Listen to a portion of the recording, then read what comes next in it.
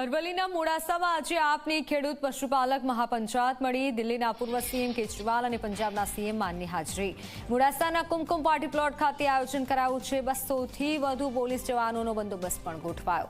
આપના ગુજરાતના નેતાઓ અને એમએલએ હાજર રહેશે।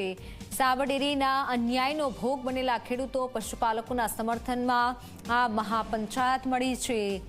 પશુપાલક મહાપંચાયત જે આજના દિવસે મળી છે। અરવિંદ કેજરીવાલ, ભગવત માનની પણ તેમાં હાજરી જોવા મળશે।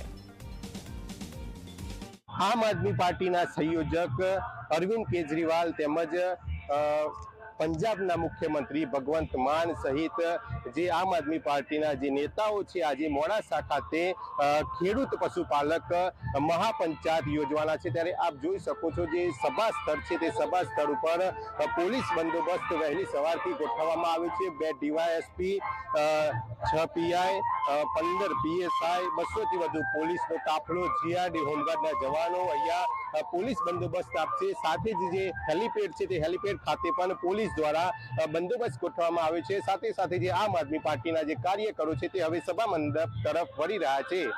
મહેશ પરમાર, જી મીડિયા, અરવલ્લી।